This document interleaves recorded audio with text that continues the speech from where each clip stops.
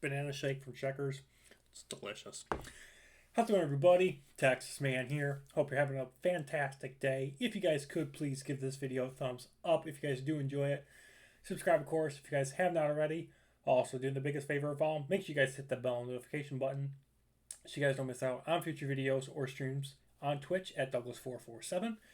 And as always, if you guys have any movies, shows, or games you guys want me to cover here on the channel, please let me know in the comment section down below. Like I said, I stream on Twitch regularly at Douglas447, so make sure you guys head over there and follow.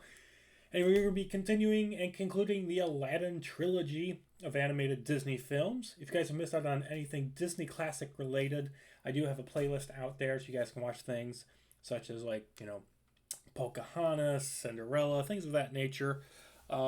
Next, I have planned to do highly requested the Snow White live action movie Mirror Mirror, so that should be coming out next.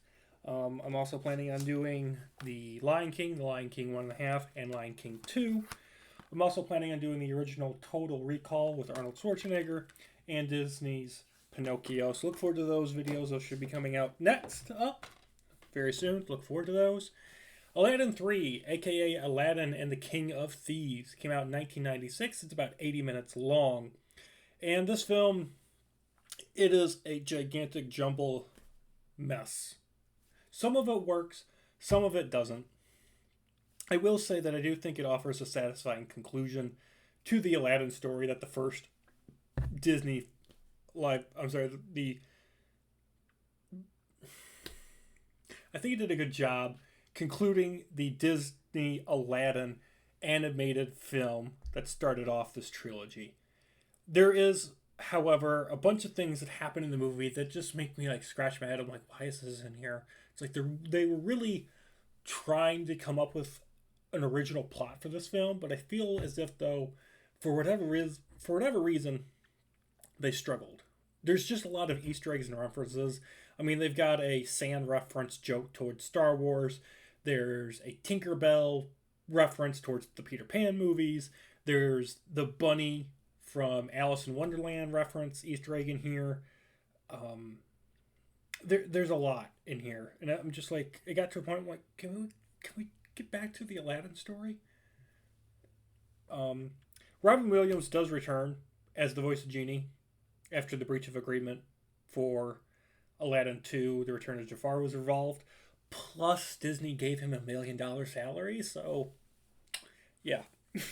I will say it is kind of weird that, this film doesn't really address the events of the second one with Jafar's death and whatnot. I'm like, the only way you can... It doesn't even address it. Like, the only thing... Like, if you skip the second movie, and the second one's easily skippable, but if you watch the first movie and the third, which is what I did when I was younger, the only thing that's really changed is that they don't mention Jafar. They don't mention the events of the second movie whatsoever. The only thing that's different is that if you skip the events of the second movie, now you've got the bird that was Jafar's right-hand man, basically, is alive and well and now is friends with everybody, including Aladdin and whatnot. So that's the only thing that's really changed if you don't watch the second film. So it kind of makes the second film, Aladdin the Return of Jafar, kind of pointless and meaningless.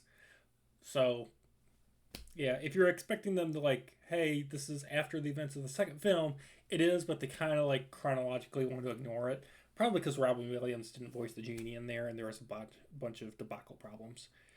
The musical moments in this film, they are great. There are some over-top moments towards the beginning. I think they just allowed Robin Williams to cook, and I think they let him cook a little too much in places, and it kind of just goes over the top.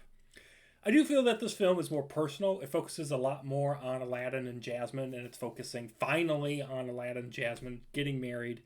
We also get the addition of Aladdin's father, finding out that he's alive and that he's the leader of the legendary group of 40 Thieves.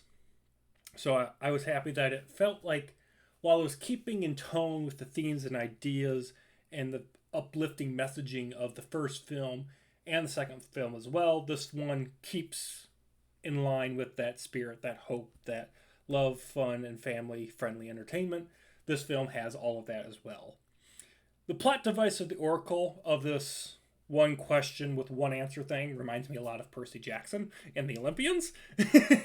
And the whole Oracle plot device basically leads the third act of this movie, where we get a conglomeration of plots and themes and ideas of basically the third act is Treasure Planet smashed in with Atlantis. And it's very uninspiring and unoriginal. It kind of like makes it where you're not watching an Aladdin movie, and I'm like, what is going on? It's just really the final 15-20 minutes of this movie is like completely dislodged from the Aladdin universe, I feel like. So it was kind of weird in that way. The animation is fantastic. There's some really great animation moments towards the final part of the film. Like I said, it's weird with the Treasure Planet and Atlantis part at the end, but I think the animation in that part of the movie really shines through. It really looks good, especially for 1996. It still looks really great. I laughed a lot, though. There's one part in this movie where I laughed a lot, and it's towards the beginning, where the King of Thieves basically becomes Moses, and he's like, "Open sesame!" And he parts the water. He parts the sea, so him and all the other thieves can get to their secret hideout. And I'm just like, seriously? Why couldn't you have lifted a land bridge? No, we're just gonna part the sea and ride on through. And I'm just like, all right, okay, Disney, we're doing that.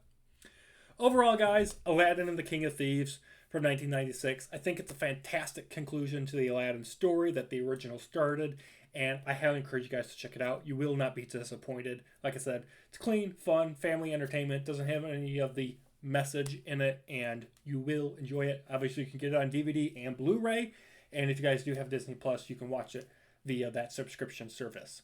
With that, I'm going to give it an 8 out of 10. Thank you for watching. Have an excellent day, and look forward to more awesome content coming out soon. Bye, guys.